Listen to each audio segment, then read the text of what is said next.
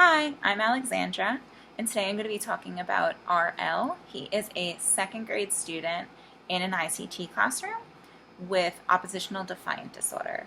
He really struggles when he is told directly to do something without given some kind of choice. So throughout the day, we try to give him choices of different things to do. So, choice of where to sit, whether he wants to sit at the carpet or at his table, choice of different books to read, choice of using a pen or a pencil. Little things like that help motivate him and encourage him to do his work. This is a math lesson about measuring. So we would start by going over some vocabulary that the students would need to know before we do the lesson. So measurement and measure would be two words that we would talk about. A ruler, centimeters, longer and shorter, and a yardstick. There's also a Anchor chart that I would show the class at the very beginning so that they were able to see that. Longer and shorter are words that second graders should know. The students who are ELL students or students that maybe just need a little more time processing, I would want to have an example. So on the Anchor chart, there is an example of a line that's shorter and it's labeled shorter, and then a line that's longer and it's labeled longer. There's also directions on how to measure, so making sure the object is straight, making sure there's no gaps or overlaps. Also on the Anchor chart, the word length would be another word that we talk about. How tall or long something is, or how far apart something is. So that would be what we go over before I would model how to measure an item. And in this lesson, we're going to be measuring items that are within the classroom, and the students will have their own rulers to use. I actually don't have a ruler at home, so I am going to be using a measuring tape. What I would do is I would show the students the ruler and tell them some of the rules about using a ruler, that we want to make sure that this is a tool to keep it safe, that we don't want it to swing around or be thrown around the room because, again, we want it to be safe. We want to be able to use it. And I would tell the students that one side says inches, and that's one way that we measure, and the other side is centimeters, and that's what we're going to be using today. And I would have them practice saying that word centimeter with me.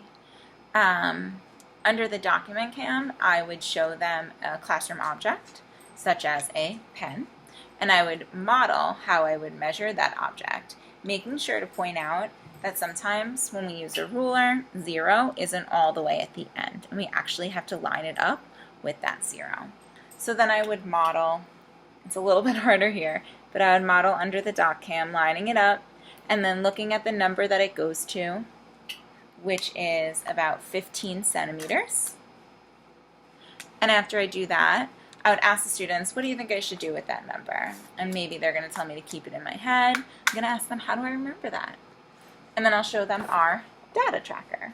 And I'll model how to use this, again, right under the doc cam, where I'll write in the object, which is pen, and I'll write in the measurement of 15 centimeters.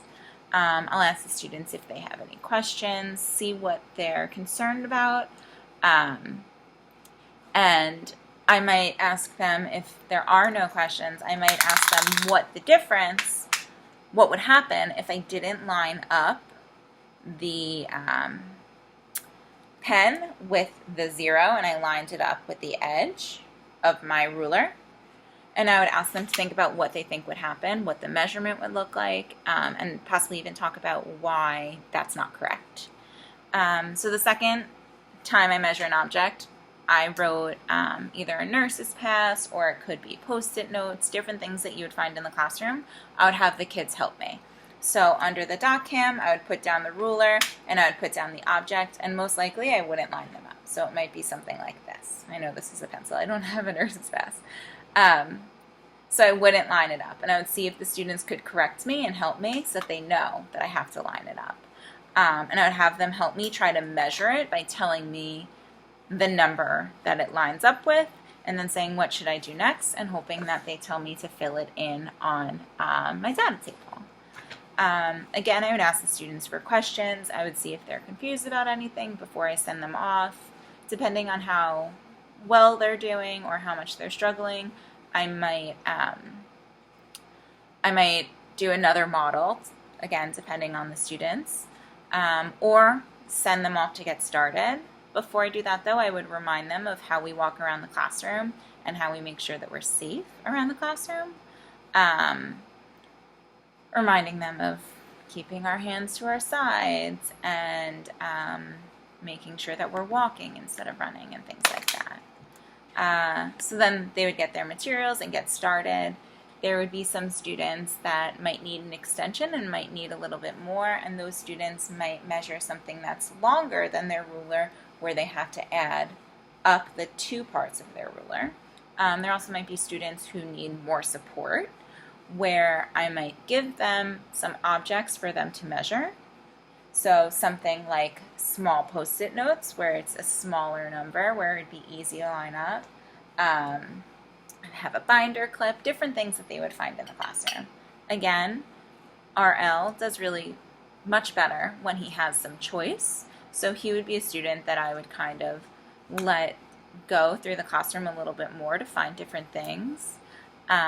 If he's really struggling with that, though, I would give him 5 or 6 objects that he can look at and decide which one he wants to do.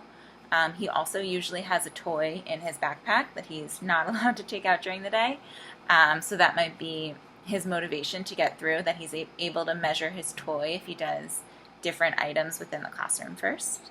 And as me, the special ed teacher, and the gen ed teacher are walking around, we would be taking notes on how the students are doing. So just using a basic tracking sheet with the student's name, if they line up the ruler with the object, if they measure the object to the closest centimeter, if they compare the lengths of the object, and then any additional notes that we notice, like if a student is measuring a pen and then a pencil and then a highlighter, those would all be kind of the same size and they're not really branching out, or if a student's trying to measure the entire classroom altogether, and that might be a little too challenging for them. In the ICT class, the students normally work in 2 groups, so the special ed teacher would be taking notes on the normal group that she works with, and then the gen ed teacher as well, and then bringing those notes back together so we can compare them. After the students take about 5 or 7 objects to measure, there's also a backside, if they have time, that asks for the biggest item that they measured and its length, for the smallest item that they measured and the length, and then which was the hardest to measure and why. And so the students can practice a little bit of writing and explaining their thinking and explaining what they did during this activity. And then, the students would all come back together and we would go over the steps of how we measure something and why it's important to measure something, and really focusing on how we line up the ruler with the objects that we're measuring to make sure that we're measuring it the right way. And as the teachers are walking around, they're also helping the students as they're taking notes.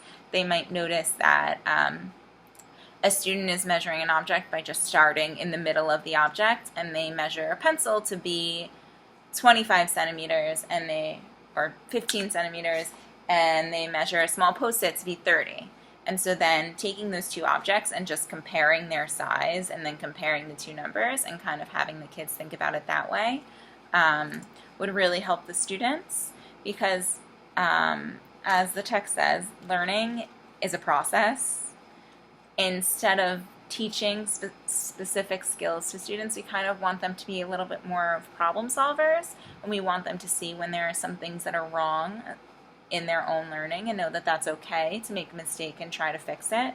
So if this is 15 centimeters, there's no way this smaller object can be 30 centimeters. So most likely they struggled with measuring the item, and then we can practice, model, measuring the item again. And then at the end, their worksheets will be collected by the teachers so that we can make some notes on some of the things that they measured. We can look at things between the students. We can look and see if every single student in the class measured a pen and all of their measurements are different, and kind of look at that. Or we can look to see different items that the students chose to measure, and how they did with that. This data sheet will also show you if they got close to different items, because as the teachers are walking around, they're not going to see every child measuring every item. So again, if there's a pen and it's measured at 15 centimeters and then something else is measured at 35, we would know that there was some mistake that they made there. And filling this out a little bit more after we look at the student's work. And that's about it. Thanks.